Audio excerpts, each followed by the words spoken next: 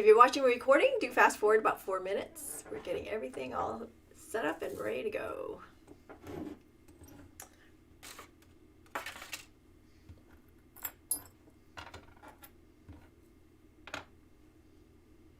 I think I got everything. You just never know.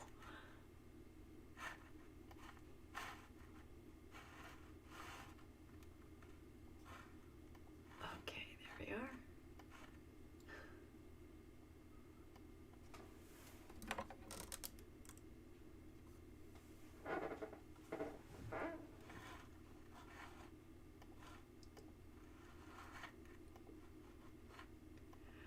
Oh, okay. So it's Monday. Hopefully everybody had a good weekend. It was Valentine's Day. We celebrated with a Valentine's lunch. It was awful, but hey, we had each other, right? That's the key to all of it. It's President's Day, so I guess some of us have the day off, some of us don't. For those of you who have the day off, hope you're enjoying it and hanging out here. All right, what else would you do? I heard that Snowmageddon is supposed to be happening this week, but I think that was just an idle threat by the news stations. No, nothing happening here. A few flakes this morning, but that's about it. I see on Facebook that it's sort of cold out there in the on the East Coast, so stay warm. Don't go driving in that ice, right? So we will start here in about 3 minutes. And, oh yeah, so Andy was like, it's 10 degrees in Texas. I saw that post too from somebody in Texas. I'm like, wait a second. Why is it 10 degrees in Texas? What the heck? Isn't Texas south? I could have sworn Texas was south. I mean, what's going on here? Oh, yeah. By the way, you people in Texas, I'm pretty sure you don't see 10 degrees all that often. So don't forget the stuff in your garage. It'll freeze. Yes, us people up here in the north, we know these things, don't we? Do we, honey? Well, wait a second. As I'm thinking about this, wait, we have soda in the garage. But we'll see. Snow in Mexico yesterday. I see Linda's posting. Really? I did not hear. But you know, I mean, Mexico City is high in elevation, so it sort of depends on where you're talking about. But oh, that's craziness. Yes, the world is going to come to an end. No, it's not. Just kidding. Okay, so what are we doing? We're enameling today. I am ready to go, but we're going to wait another 2 minutes for 1 o'clock. And so if you're watching a recording, do go ahead and fast forward. Andy is with me as always. He's telling me who all is out there chatting and posting comments. If you have questions, I can see some of your comments out there. But not everyone's, because we're on multiple channels today. Yeah, yes we are. Let's see. The power is out in Texas. Huh. Yeah, that's not good. Hey, we have power here, so we're pretty happy about that. But, you know, now that I've said that, if this ends really quickly, you'll know what happened, but I'm sure that's not going to happen. We're doing pretty well up here anyway. So where are we casting from? We are casting from Bath, Ohio, which is right in between Cleveland and Akron. If you're new here, that's where we've been coming from. We have, 3 inches of snow on the ground, something like that. We probably had a total of 6 in the last 10 days or so, and didn't even realize that there was that much snow out there, because we don't go anywhere. We definitely don't go outside, not right now anyway. So it was interesting when I had to go out there and get some firewood. It's like, oh, there's a lot of snow on the firewood. Oh, I had to do some shoveling. Shoveled up the driveway, or no, I'm sorry, the walkway in front of the house for the UPS guys, because I was realizing, I've made them trek through a lot of snow to deliver our packages. So anyway, so it's 1 o'clock. You ready, honey? I'm ready. So it's 1 o'clock. Today is February the 15th, the day after Valentine's Day, and it's President's Day. So hopefully everybody's enjoying their day. Hope everybody had a great weekend. This is Q Talk Live. I'm Q Fom Grays, if you don't know that. And we are simulcasting on 2 channels on Facebook. and YouTube and Twitch. By the way, if you are watching on Twitch, do say hi, and it helps our algorithm. If you're an Amazon Prime member, you can subscribe to the Twitch channel for free, and I get paid for it. So that would be absolutely lovely if you could do that. And how do you do that? You go to twitchprime.com, if I remember correctly. Anyway, it's been a little while. So what are we doing today? We are enameling because it's Motley Metal Monday. We've been doing this now, I think the fourth week of doing enamel projects. It's going to be a total of probably 9 or 10 weeks altogether. And so pretty excited about that. It's been happening pretty well here, and getting ready for March. March projects are posted. If any of you guys are interested in looking for new projects, the cerulean ring, which everybody was so excited about, is posted for the end of March and is available for purchase. And if you're following my Facebook, you'll see that we are approaching the 1 year mark. Oof, who knew? And we're getting ready to cross over. Sometime in March, we're going to cross over that 100 project mark, which is even crazier. Who knew that we would be there and have so many projects under our belt? So thanks to everyone who has been following along. So that has been really great for the last 48 weeks. And yes, the answer, honey, is yes. Andy asked me a question. So as part of the Motley Metal, by the way, if you haven't gotten your Motley Metal kit, they are still available at theurbanbeater.com so that you can follow along on all of these projects. And if you have missed any, they are on the Facebook page and on YouTube pretty permanently. I don't know if I'm ever going to take them down, so you can always go back if you have missed the last few weeks. Today we are doing the Bubbly project. That's what this is. So we're going to be enameling some silver pieces, and then we're going to go ahead and solder them onto a piece of copper that I haven't even bothered to clean up. But I really liked how the oxidation happened, the fire scale happened, so I left it there. Sometimes you get some really great oxidation, and I don't need to clean it up. That's my thought. So let's go through what you need for the project today. I textured my metal here. So if you want to texture it, you will need a chasing hammer, a pair of shears. I'm going to use a curve shear today because we are cutting curves. It makes life a lot easier. If you don't know how to cut these shapes or can't freehand cut, they are in the instructions if you ordered the instructions to go with the Motley Metal kit. Or if you want to just order the instructions on their own, you can also do that. So you'll need a pair of shears. Curve makes life easier. For this one anyway, a leather mallet, a metal file so that we can file down those edges, a dapping block so we can dap our discs. Of course, we have some silver discs, some 24 gauge copper, daps to go with our dapping block, a bench block to flatten out some metal and to texturize it, and you need some sort of a hole punch. I was having this discussion yesterday with someone who was like, oh, I only have this hole punch. I don't have your other hole punch. Maybe I should get the other ones. You know what? Honestly, if you have this one, do you really need the hand punch? Not necessarily. This comes down to preference and what you really like to use. I, believe it or not, prefer for the most part to use the two hole punch. I do find the hand punch a little bit annoying, although I've heard the opposite by a lot of people. Some people find these to be really annoying and they prefer the hand punch. So really it comes down to what your preference is and what you're comfortable with, okay? You'll need some copper solder today, and then you'll need your enamel tool. So we have a sifter, we have a trivet, we also have a tripod, a torch, and of course enamels. Because we are doing silver, we're going to use transparents, okay?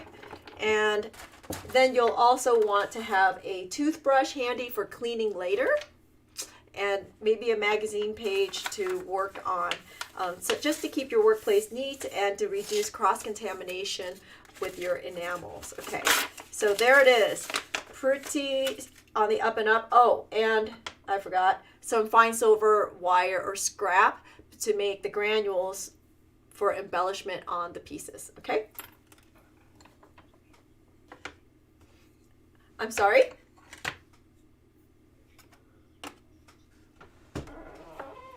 I'm glad you like, I got a comment that that Kathy likes the anniversary project, and thanks for that. We've been getting a really nice response on that anniversary project.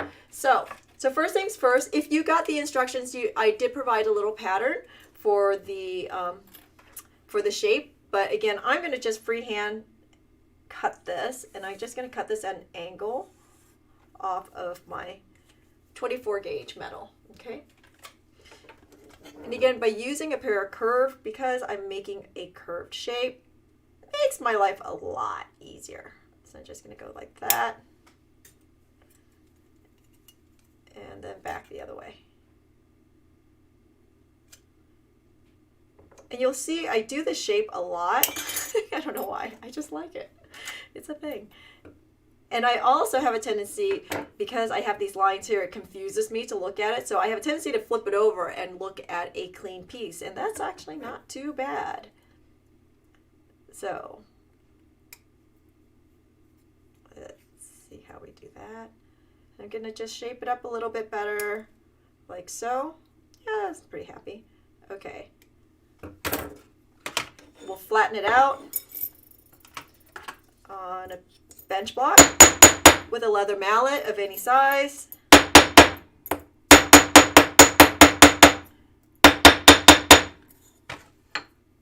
And then I'm going to texture it. I'm going to texturize it before I file it, because I feel like sometimes when I texturize it, if I miss, I'm going to have to refile that edge anyway if I create a sharp edge. So we're just going to sit here and texturize this until you're happy. And I'm using the back end of my chasing hammer.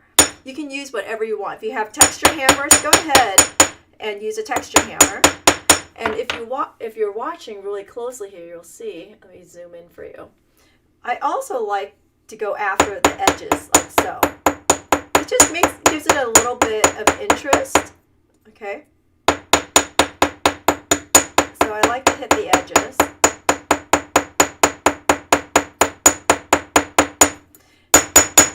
And then I'm just going to have fun with it. Have at it all over. I want this to be really nice and textured.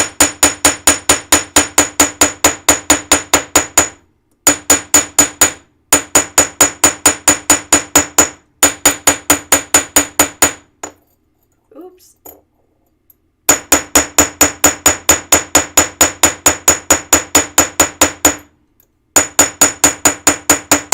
Just to give it a lot of interest. You see there? You know, it's funny how, well, it's funny for us people who've done this before, how a lot of people go, how do you create the texture? It's just a hammer.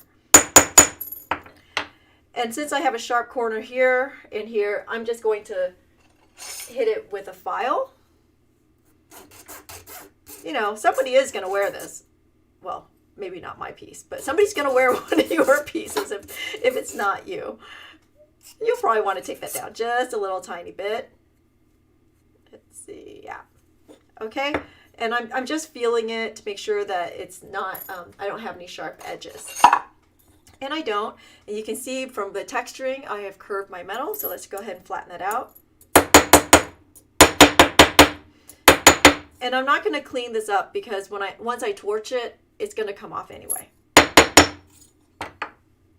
there we are. All right, we'll pierce a hole at the top because we're making a pendant. If you're making two of these to make a pair of earrings, you're still going to need to pierce a hole too. And I'm going to use my 2-hole punch, the smaller of the two, because I like smaller holes. And you see how I'm just going to draw that down a little bit like so to make it easy. Hey, thanks for the compliment on the ring. I wore it for a reason. I totally forgot to mention it. This is the duet ring, and it's coming up during Virtually Ever Crafting. So if you haven't registered yet, the coupon is about to expire in 5 days at the end of the week, okay? So there's a coupon right now. The coupon code is on the front page of virtuallyevercrafting.com. But we called it Duet because it's a 2-part class. Sully Girardi, who teaches metal clay, is going to teach the metal clay part, and I'm going to teach the fabrication part. So that's how we're doing that. Okay, so I'm going to put my metal in here, and I'm just going to crank this down until I feel it give a little bit, and then I'm going to keep cranking it back up until it falls out, just like so. voila, and I have a hole. Okay. All right, so next up, you're going to need to clean your silver pieces for enameling. And I'm just going to use a little bit of Penny Bright. Oops, hold on. There you go. Ah. So I'm just going to use a little Penny Bright I have in a dish here that I had way too much water in. It's usually a little bit more pasty than that, but anyway. Oops. So I'm just going to clean that in my hands just to get that clean. Remember, if you're enameling, you need your metal to be clean because you cannot have a barrier between the metal and the enamel, or else the enamel won't fuse. And that's why we are taking the time out to clean this piece. Because in the process, when they're processing metal, they process it with oils. So you want to make sure that you're removing all those oils. So speaking of which, if you are removing all those oils, you need to, if you're going to do this in a clean manner, you need to clean your hands also of any lotion that you might be using, because that is a problem too. You don't want to transfer it onto your metal, okay? So I'm just going to clean it here in some clean water. Get it nice and clean. Get my fingers in there too.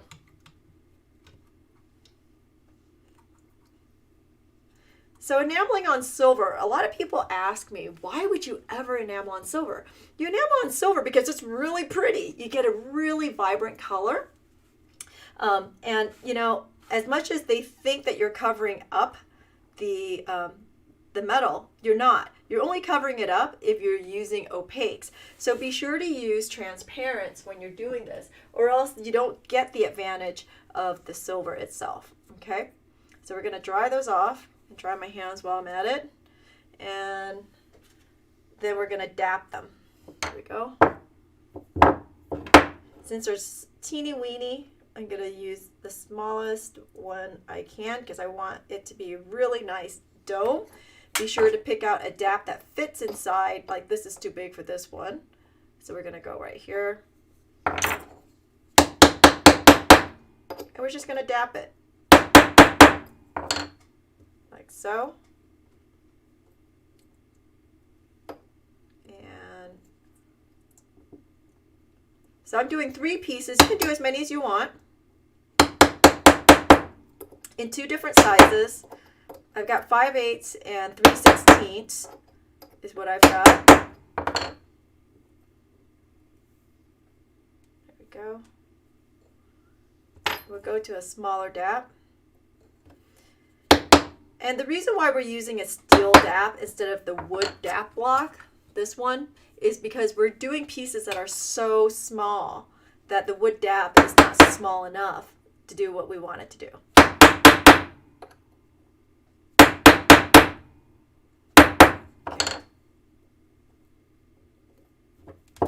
There we go. So dapping is just to create a little cupped form like that. See, so it's no longer flat. All right.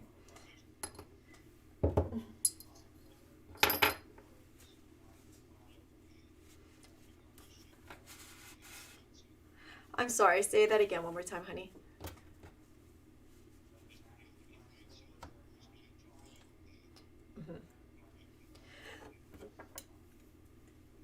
So we have a question, and the question is, does it have to be fine silver or is sterling silver okay? And you know, what's sort of interesting about this is when I first started doing this, I was told over and over and over again that you have to use fine silver. And if you don't have to enamel on. And then the next thing that they said, well, if you're not going to use fine silver, a couple years later, if you're not going to use fine silver, you have to do some depletion gilding on it. And it's like, really? Because I've been able to do this over and over again in sterling, and it is just fine. And so, you know, I'm not really clear why they say that you can't use sterling silver. As you can see, it's worked.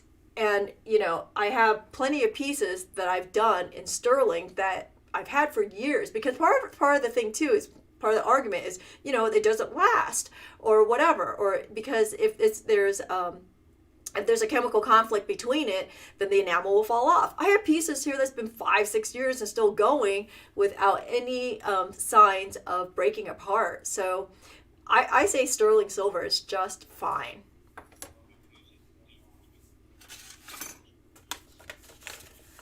Okay, so the question is, will using a steel block remove any texture on the silver? The answer is yes, if you go at it a little bit too harsh, right? So you want to just sort of do it gently if you have texture on there. But yeah, that's one of the things. Why do we use a steel block versus a wood block? Usually I use a wood block if I'm doing something with texture or that I had stamped into it, so that I don't remove the stampings or the texture. So here I'm actually using just a plain disc, so it doesn't matter. But if you have a texture on there, you want to be a little careful. Actually, you know, let's see. I happen to have a piece with texture on it, so why not? Let's give it a try. See how far it goes.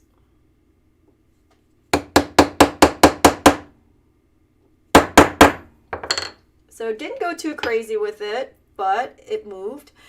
You know, you might want to anneal it if you are using a texture sheet, so that it will form a little bit more easily. Let's see if that will focus in on for you. See, you can still see the texture in there.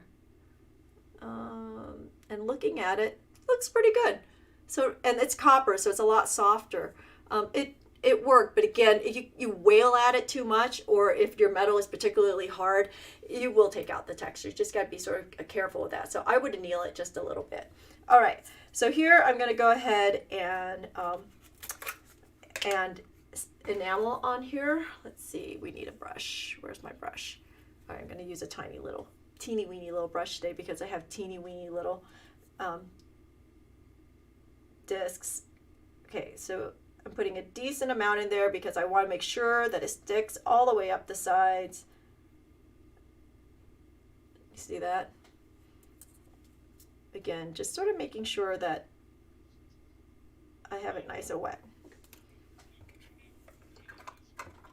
So I'm not counter enameling the discs because it's so small, and I'm only putting a thin layer on there. And the key is you don't want to have more enamel than metal. So I don't anticipate that. And the other thing too, which really helps this, is when you dab, it reduces the flex in your metal, like the expansion. So dapping, that's why a lot of enamel pieces are domed, okay? They're dapped and domed because it reduces all that tension. All right, so I'm gonna do this one. So I'm guessing on the colors today. I just pulled a bunch of colors that I thought might go together. It might be really ugly, you never know. But I'm just gonna hold this in my hand so that I can tilt the piece. And I'm just going to gently enamel it. You can see what I'm doing here. Like so. You know, the tendency for people when they're doing these little discs is they just hold it like this and they tap. And what happens is you'll get a whole bunch of enamel right here in the middle and nothing up the sides. So you need to be sure that you are tilting your hands and getting to the sides of that dome. All right, I'm going to put that. I'm going to put that on my tripod. I'll bring it back here in a second, and I'm going to keep sifting on the other ones.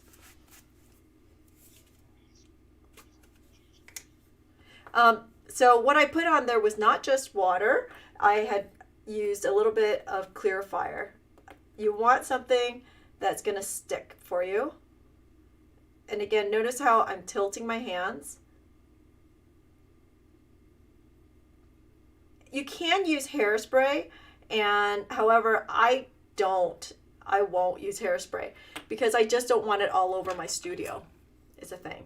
And then especially if you're going to use aerosol, that's just scary stuff there when you've got a torch going. Yeah, I wouldn't do that. But you know, it's fairly flammable hairspray, so a few things to be cautious about, right? So if you're new to enameling, Clearfire is a very light glue that burns cleanly. Okay, a little bit more on there.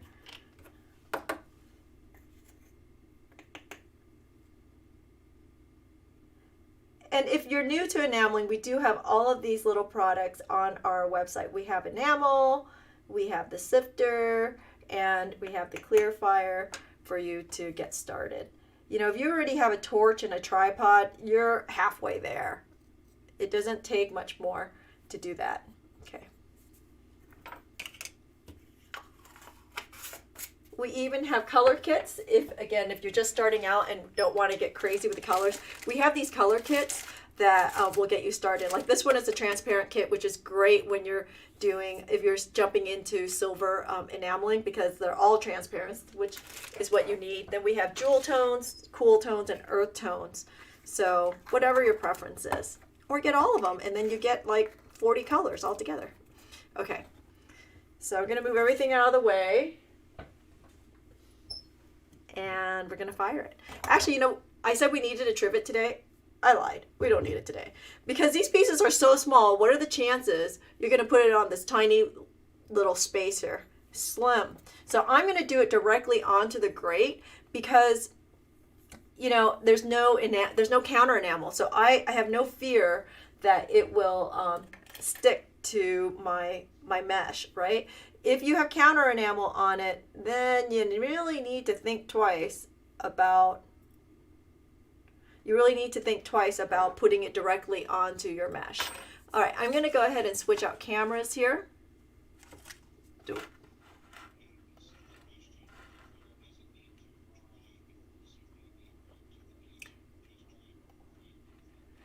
So the question is, does Clearfire need to dry before you sift, or does it need to dry before you fire? No, you want the Clearfire or your holding agent to be wet when you're using it, and then when you're sifting onto it, but you do want to allow it to dry before you fire it, okay? So, you know, honestly, I could use a few more minutes to let this dry, because what's gonna happen is if you fire this and it's wet, the enamel is gonna start bubbling, and you won't get a nice smooth surface. So if you're getting bubbles on your enamel surface, it's because you fired a little too soon and your holding agent was wet. Okay, now, so the answer is yes. Enamel goes on wet Clearfire. So in any case, but instead of sitting here just waiting for everything to sort of happen to dry, I'm gonna go ahead and fire it. It'll probably bubble, but hey, you can't see that. It's too far away. Okay. Oh, one other thing when you're doing this. Okay, these are like the tiniest little pieces. I told you the size. It's 3/8 and 5/16 are the two sizes. They're itty bitty, which means it doesn't need a lot of heat. You're gonna melt this really quickly. Actually, hold on. I'll show you. So these mesh have been in classes, and you can see where other students have melted their disc onto my mesh. See, there's one and there's one. So let's knock up, hopefully. So the question is, can you use water castings instead of silver discs? Yes, you may. In fact, we have a class on that coming up at Virtually Overcrafted. So I'm going to do this really gently here. And notice I'm not like getting crazy hot right into it. And I'm looking at the surface of the enamel. And what I'm looking for is I'm looking for it to be nice and smooth and polished, right? So then I'm going to go to the next one. You know, doing this is sort of... Okay, I'll show you what happened there. I almost melted it. So let's do this one.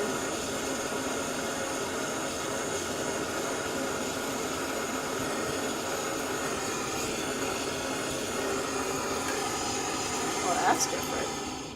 Okay, so I've never had this happen, but sort of going with it here. Let's switch cameras again, then you can totally see what's going on.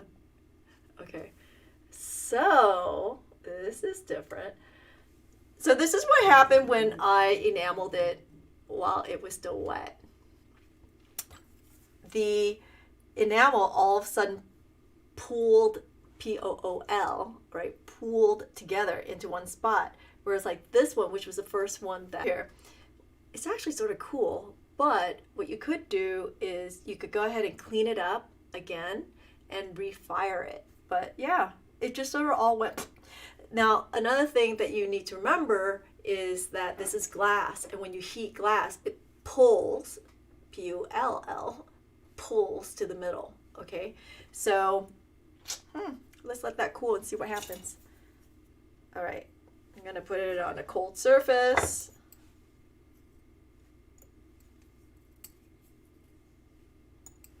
And clean these up. And see if I like it. Okay, so that's cool.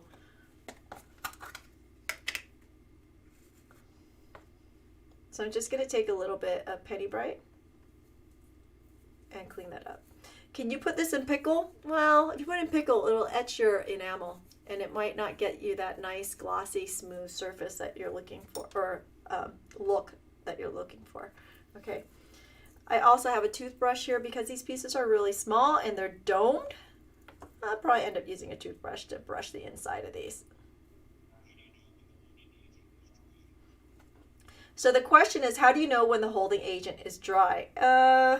Mostly the enamel doesn't look like wet sand anymore. Okay.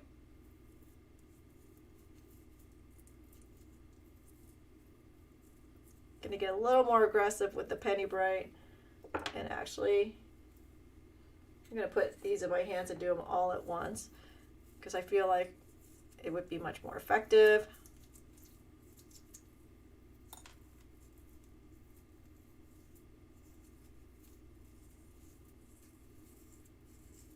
See, it's cleaning up, taking its time, but it is cleaning up. Let's not try to touch the camera with Penny Bright fingers, but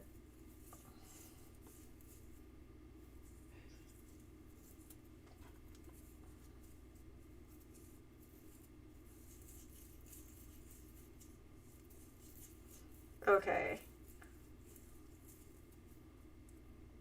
Let's see if I can get that back done.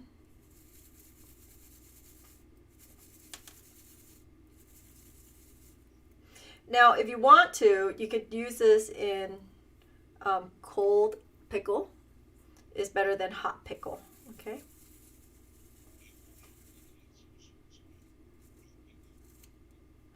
So the question is, no pickle or pickle? Okay. Hot pickle will etch your enamel surface and will make it matte, okay? If you're firing again, it's okay. Now, if you're not firing again, it is suggested that you use cold pickle.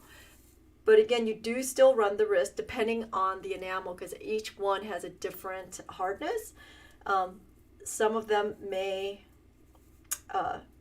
still etch or get etched if you use pickle. So it's sort of guesswork.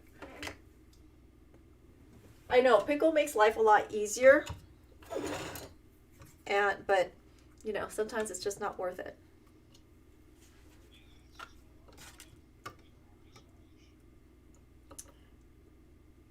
I'm sorry, say that again.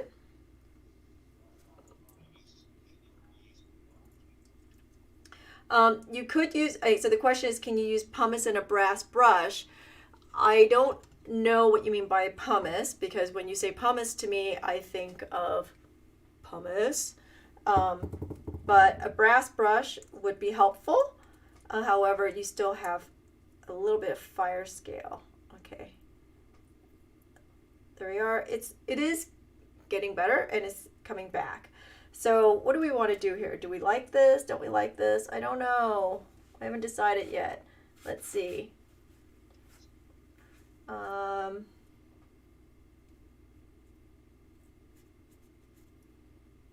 I'm going to keep that one. This one is pretty clean. You know what? I think I'm going to re-enamel this one because all I have is a dot at this point. And this one's okay.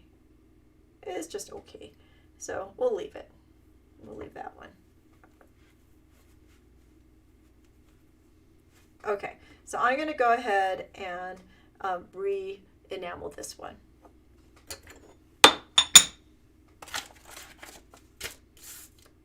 Okay.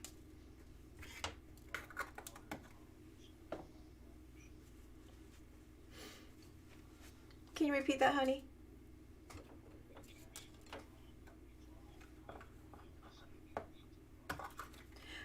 So the pumice that you're talking about is sort of like, you're thinking of sort of like a comet, right? She mentioned that it's a dry pumice and you use it with a brush. I've never used that, but I don't see why you couldn't.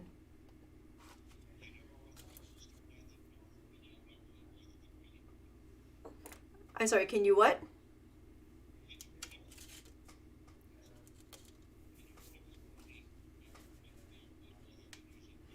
So the question is, can you pickle your metals before enameling instead of using penny bright? Okay, so the story is you can't just throw it in pickle and think it's fine because you still have oils on there. So if you don't want to use penny bright, you still need to burn off all those oils. So yes, you can torch everything and then enamel and then pickle it. Okay, so that's how you approach it. You can't just take like raw metal and throw it in pickle and think it'll work. And that is both from Thompson and from the pickle manufacturer. Okay. So question is, what color am I using? Oops, this is still yucky. I am using Sunset 2850 is this one. Oops, you guys can't see that. Is this one. And then I'm using 2230 lime yellow. And then this one is Concord 2755. Just doing a different color that I haven't done before.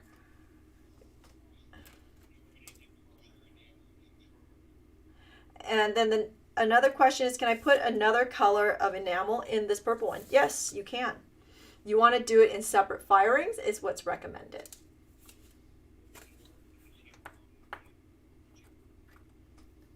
I'm sorry?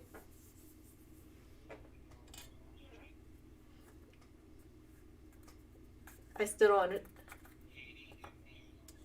Oh, hi Katie, hi Neil out there. Andy says I need to say hi. I can't tell who's watching, by the way, because of the setup, because I'm simulcasting on so many places. Okay, so we resifted that. Let's give this a second over here to dry. Okay, so I'm being asked to reiterate why we're not using fine silver. It's not that you shouldn't use fine silver. You can. The real question is if you can. You know, you can use either one. It works, right? You can enamel it, and it will work just fine. It boils down to, for me, it boils down to preference is all. Okay. And then there's a cost factor too. I know it's nominal, but there's a difference in cost. The reality is, back in the day, they say that you could not enamel, but on fine silver. I'm proving them wrong. That's all. Okay, so let's try this again. Okay, it's a little wet. I don't want this to happen the same way again. It's a little wet, so you know what I'm going to do? I'm going to dry this, believe it or not, by heating up on my solder board just a little bit. And I'm just going to put this baby right on there just for a minute to dry up, because it was a little too wet, and what happened was all the enamel pulled down in the middle there, and that's why I got just a dot. So, you know, we have a nice little warm surface. Get that drying. I know, I'm sorry, it looks a little bit, it's a little bit like watching paint dry, but watching enamel dry. It's a lot more fun to watch enamel dry all day long, right? Okay. Hopefully that will help just a little bit. And again, it looks like wet sand when the enamel is wet, and that's how you know.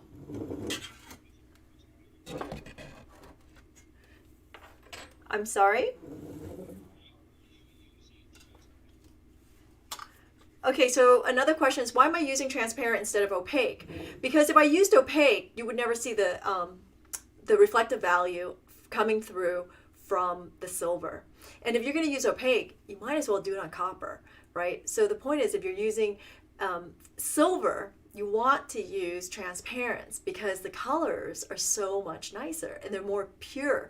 Because if you think about it, the copper has a bit of a red cast, so everything, all the colors are sort of skewed. But silver gives you like this nice white surface to work on. So the colors are much more pure. Hopefully that answers your question. So that's why when people are enameling, typically, especially torch enameling, and they're using copper, typically you're going to just use opaques.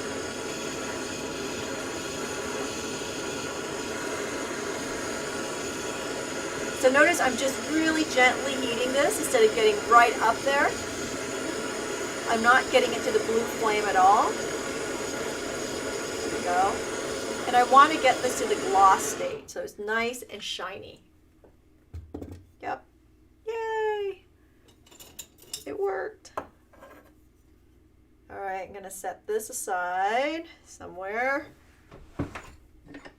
to cool.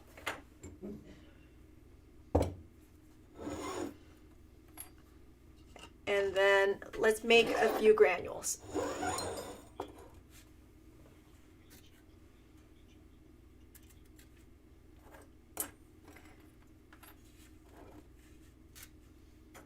By the way, if you're on the Facebook page, try to join me on Twitch. There's a lot of things happening over there. Okay, so what am I doing? Oh, okay, so next up we're going to make granules. I already have one made here, and I'll show you how to make another one. I'm just going to take a little bit of fine silver wire. I'm just going to cut probably about 1/2 inch, depending on what size you want, right? Just a little one. And I'm going to put it on my bench block. Just going to flatten it just a little bit, because by flattening it, it doesn't roll away. It's a small trick, but it is a trick. All right, so we'll put on here, we'll make a granule.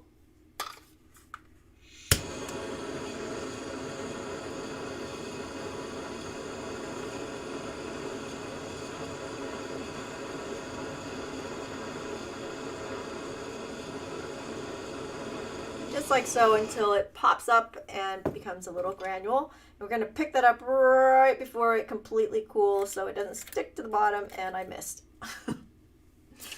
Yeah, it's a split second, but hey, if you can pick it up before it completely cools and it doesn't grab the magnesia, and then you don't have to clean it up. But I have a tiny little bit of residue on the bottom. Just going to roll it around until it's gone. You can do this on sandpaper too.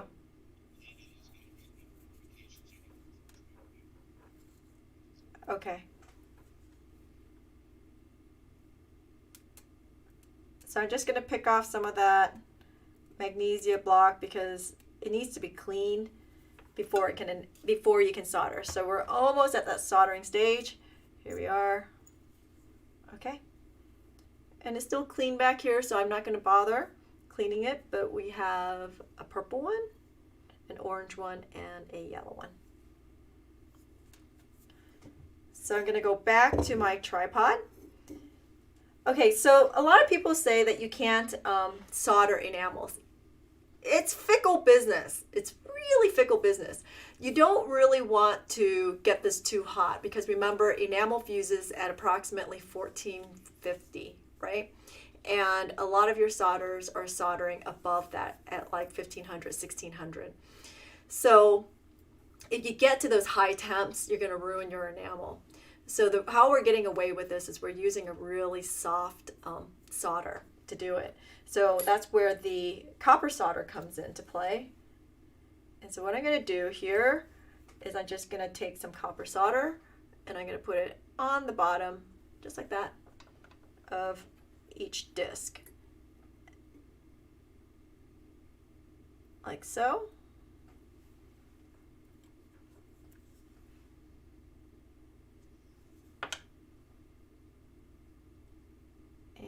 like so. And I'm gonna make it a little cockeyed. You see that? I'm tilting it just a little bit. Just to make it interesting, that's all. You can make as many granules as you want, that's up to you. Remember, the more pieces you have, the more complicated this gets. And I'm just gonna add it right there for a little bit of interest. Okay, a little tiny bit.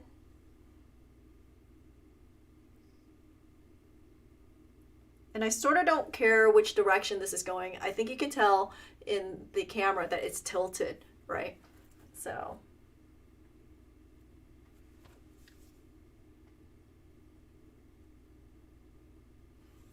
And there we are. A little bit on that granule. I'm gonna put it right there. Okay, so the reason why I'm doing this on a tripod is so that I can heat from the bottom. Because heating from the bottom will allow me not to disturb the enamels, and that's the biggest fear, is disturbing the enamels, right? Or overheating it so that you ruin the enamels. And again, because I'm using copper solder paste, it's really, really soft. So this should go quickly. Notice the word is should. All right, let's change out camera so you can see what I'm doing here. All right, so here I am. Oops. And I'm going to heat from below, okay?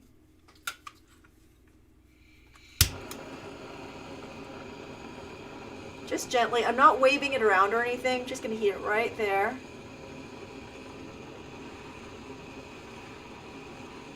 And it should be fine. Almost. I'm not going too crazy with the heat.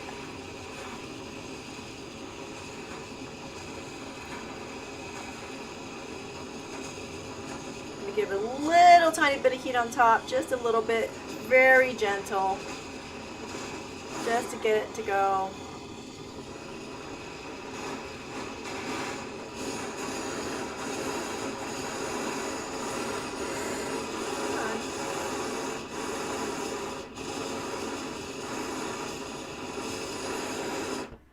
Okay, there it is. So remember, the solder that I'm using is copper solder paste.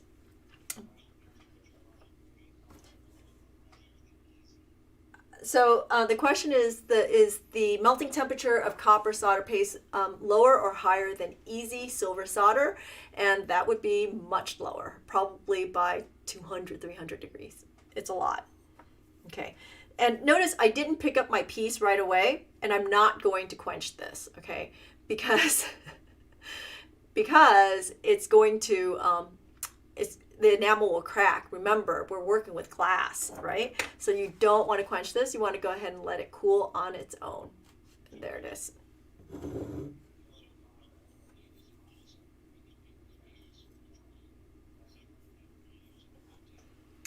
Yes, I'm using a butane torch. And I'm sorry, what was the first? By the way, I just dunked it in the water, just this portion here, just to get that to cool a little bit faster. I'm sorry.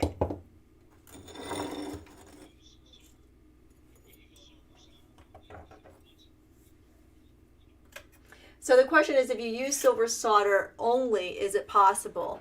And if so, which one? I would do the extra easy solder. Okay, so that takes it down really low. So as low as you can get it. Honestly, plumber's solder, the kind you get at the hardware store, that's not a bad deal here either. Okay. So I actually quenched this part. You can see that. Okay. Another question I see here is, can you use pallions? Yes, you can use pallions. No reason why you shouldn't. And everybody is on. All right. So next up, if you want to, if you like this, you leave it, of course. And, you know, I soldered so gently, which is sort of funny.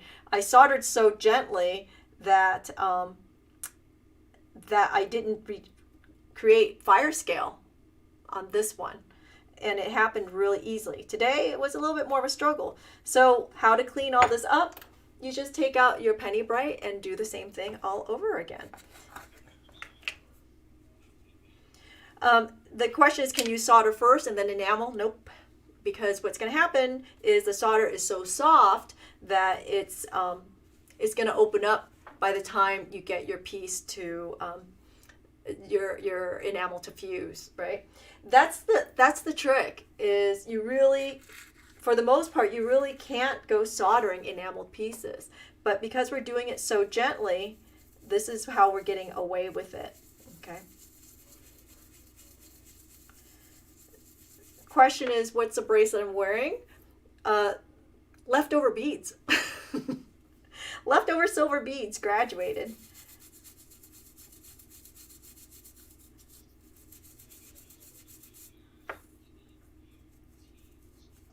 Okay, so the question is, what if you use eutectic solder? Okay, also known as IT solder, all right? Okay, most people don't own it, that's the problem. But eutectic solder, if you want to solder your pieces together, you can use eutectic solder and solder your pieces together and then enamel it. It is supposed to, notice how I'm saying that, it is supposed to survive. However, it is quite the technique, and you do need some skill to do it. Been there, done that. And it's fickle business, but you can do it. Eutectic solder, and another thing too is eutectic solder is really high temp solder. So a lot of people who use eutectic solder, what's going to happen is they'll melt their piece. So you got to be really careful when you're doing that, okay? Fine silver will probably be your friend if you're using eutectic solder, because the melting temp of fine silver is much higher. So I'm just sitting here working along with my penny bright, and notice it's getting nice and clean, which is really cool. And I'm just scrubbing and scrubbing until I am happy. And so here, typically I don't use a toothbrush, but because there's all these little crevices in here, it's going to get it in nicely. And I'm just doing it really gently and taking my time, as you can tell. So the question is, if you want to solder first and then enamel, can use IT? Yes, IT solder and eutectic solder, as I just mentioned, are the same, okay?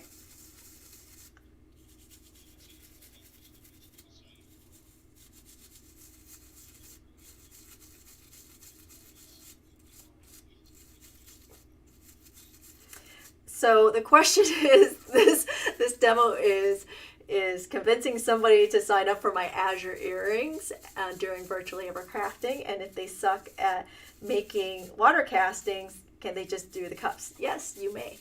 And by the way, Asia Rain is doing a VEC short, which is a 1-hour demo, but you get to ask questions on how to do water casting so that they are a little more consistent. Can you use a microwave kiln to fuse enamel? I'm going to say no, because you're putting metal in there, right? A microwave kiln, you can't put metal in a microwave. Yeah, so I'm going to say no. However, that is an assumption on my part. I don't know. But it seems like the right answer, right? You don't want to put metal in a microwave. It'll blow up.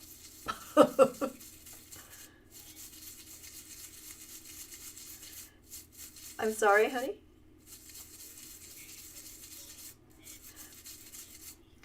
So the question is, does the gauge of the silver matter when you're enameling onto it?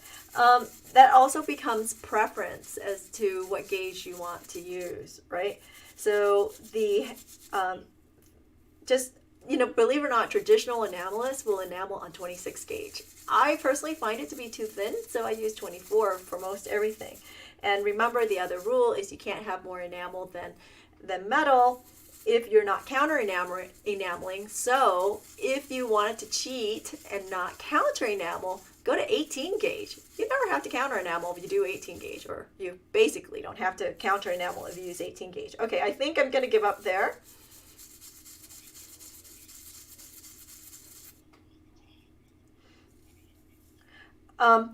Okay, so the question is, when does a disc look ruffled on top and the ones I'm working on don't? I melted it. Oops. Yeah, I overheated it and it melted. So that was a problem. Yeah. So you can try to take it to the brink and see if you can get it there, but it was a mistake. Happy mistake on this one. Okay.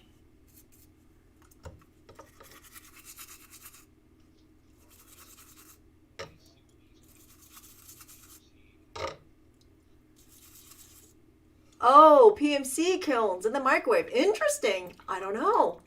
I don't have a good answer on that. Again, back to the question of can you put it in a microwave kiln? I downright don't know. And I don't understand the science behind that and how that works. So let me know if you do try it. It would be interesting to find out. There we are.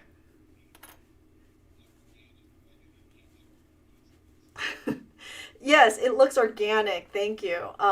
And I'm glad you like it. I don't do organic too often, but every so often, yeah, I have an organic piece. But it is what it is. There we are. So all nice and clean, and actually, what will be fun here? I'm gonna do one more little thing here, just as an experiment, and see what happens. It's fairly clean. I would, when we're done, I would run this under some water because my water is getting yucky. But I'm going to go with it here. Let's see if I can get it to patina. Now, of course, you can put this into liver sulfur if you want to create a little bit of patina. But I'm going to throw a little bit of heat on here and see what happens. There we go. Ooh, look at that. Oh, it looks better here than it does on camera. We'll give it a little tiny more heat. Okay. So there you have it. It creates a little bit of interest, right? It sort of makes it that ombre, which I love. And I could have picked better colors. Can't say I love these colors either, but anyway. So lots of questions today. I think I got your creative juices going with all the questions today, which is great because a lot of times you guys don't ask enough questions for me, really. So I know it was challenging for Andy to keep up with everybody's questions. Hopefully I got to everybody, and hopefully he got to everybody. And so one more question is, did I liver sulfur the original? No, I didn't. What's funny is you can see the fire scale on the backside. So when I went to solder it, the solder happened so quickly on this one that I never cleaned it. I left it as is. So yeah, that's my story. If you look really careful on here, you'll see bubbles and whatnot on my edges. Again, that's because I didn't allow the holding agent to dry for very long. So you do want to go ahead and let it dry. One other quick tip here is if you have a cup warmer, you can put these pieces on your cup warmer and to get it to dry a little bit faster, and that's always helpful. Okay, or you can do my cheat and heat up your solder board and then put it on there because it does get it to dry a bit faster. But anyway, so so thanks for all the questions. If you have more questions that I didn't get to, go ahead and send me a note and I will answer it there. Now, let's be honest, I don't really check my Twitch account for any incoming mail, so do reach out to me on my Facebook pages, either at QFomGray or at Q Talk. If you're watching on QFomGray, do come over to the Q Talk Facebook page. That's where all the information is being posted. That's where you'll find information on upcoming events like virtual Evercrafting and whatnot. I'm sorry, Andy had one other thing. So it's twitch.tv. It's twitch.tv is where it is, and you can do a search on my name. I'm sorry, why did I say that? I said that because somebody asked, where do you find Twitch? I know, I'm randomly throwing out answers to questions not everybody is seeing. Oops. Okay, so March schedule is up and March classes are ready to go. What's going on this week? This week is Step by Step Surprise Radiant is going to be on Wednesday. I'm actually really excited for this one too. And then on Friday, we're doing a Zoom. The Secret Garden is on Friday. That's going to be a heavy duty project there. It's going to be a big project. And then we'll be back next week here to do another Motley metal project. I don't even know what it is, but I'm going to assume, I'm going to assume it's this one? Which one is it? It's gotta be one of these. I have a whole bunch of these coming up. Maybe it's this one. Splash? Anyway. All right. So enjoy the rest of your day. If you have the day off, totally go out there and do something good for yourself. And make a project, or maybe not necessarily go out there, but make a project for yourself or something. It'll be great. And we will be back on Wednesday. I'll see you then for the Step by Step Surprise Radiant project. Thanks for hanging out. Thanks for liking our videos, and thanks for sharing. We really